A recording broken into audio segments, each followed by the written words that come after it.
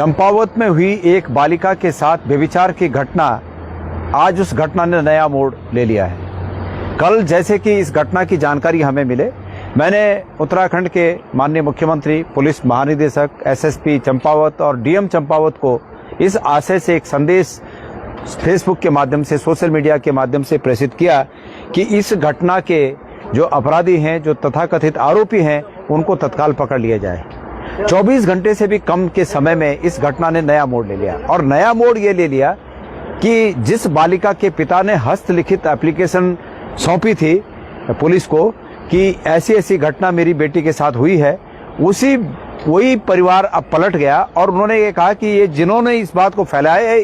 ये झूठ है। और अब पुलिस जिन्होंने उस परिवार को न्याय देने की लड़ाई लड़ी, अब उन्हीं दो लोगों के पीछे पुलिस पड़ गई है। और उनको मैंने सुना कि उसमें से एक को तो पुलिस ने पीट कर जांच पूछ के लिए ले गई।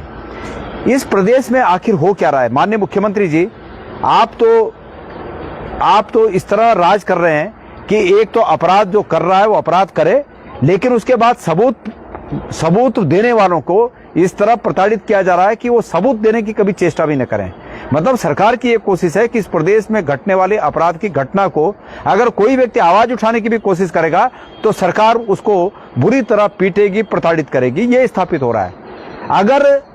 पुलिस को ये लगता है कि ये आरोप सही नहीं है तो सबसे पहले तो उस बालिका के पिता पर, जिसने वो हस्तलिखित पत्र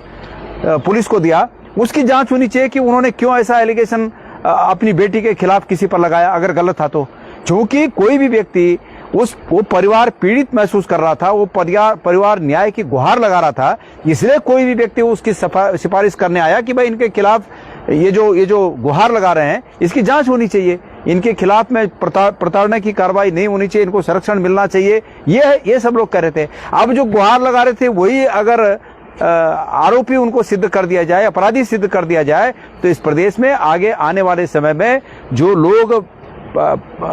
इस तरह के कंप्लेंट करने वाले लोग हैं कि भाई मेरे साथ अन्याय हो गया, उनके अन्याय में उनके साथ खड़ा होने वाले फिर लोग भी नहीं मिल जाएंगे। इस प्रदेश में इस प्रकार की परंपराएं पड़ रही हैं जिनको स्वीकार नहीं किया जा सकता। माननीय मुख्यमंत्री जी, राजकाज आते रहते हैं, जाते रहते हैं, पार्टियां आती रहती हैं, जाती रहती हैं, लेकिन जिस प्रकार से ये अपराधों को दबाने का मैनेजमेंट सरकार के द्वारा किया जा रहा है, ये बिल्कुल उचित नहीं है। और आपको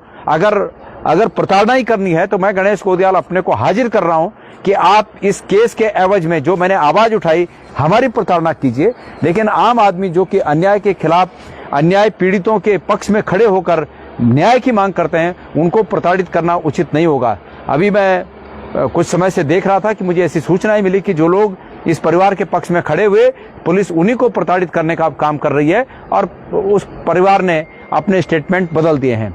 मेडिकल रिपोर्ट है सबके पास, उस मेडिकल रिपोर्ट के अर्थ क्या है, क्योंकि इसका मेरे पास भी कहीं से वो मेडिकल रिपोर्ट आई, लेकिन चूंकि हम इसके ज्यादा जानकार नहीं है कि उसमें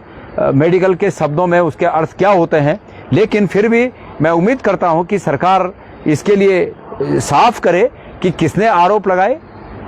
उस परिवार ने क्या आरोप लगाए, और आरोप लगाए तो उनके साथ खड़े होने वाले लोग कहां से अपराधी हो गए, क्यों उनको प्रताड़ित किया जा रहा है। और कोई बात नहीं, उस परिवार को यह हक है कि वो अपने आरोपों को पर कोई भी बहाने से मुकर सकता है, मुकर गया हो, लेकिन जो लोग उस परिवार के पक्ष में खड़े हुए, उनको ये मान करके इनके साथ अन्याय हो रहा है, उनके अन्याय के खिलाफ जो लोग खड़े हुए, उनको प्रताड़ित करना कहीं से भी दूर तक भी ये उचित नहीं होगा। सरकार उनको प्रताड़ित करना तत्काल बंद करे और इस केस की संपूर्ण विवेचना होनी चाहिए कि आखिर कोई व्यक्ति ऐसे कैसे हो सकता है कि अपनी बेटी के तरफ से झूठे आरोप किसी पर लगा दे लिखित रूप में और उसके बाद मुकर जाए। ये भी इस समाज में एक बहुत चिंतनीय विषय है कि अगर ऐसा होगा तो फिर कैसे किसी वास्तविक रूप में जो लोग भुक्तभोगी हैं उनके साथ कैसे कोई खड़ा होगा।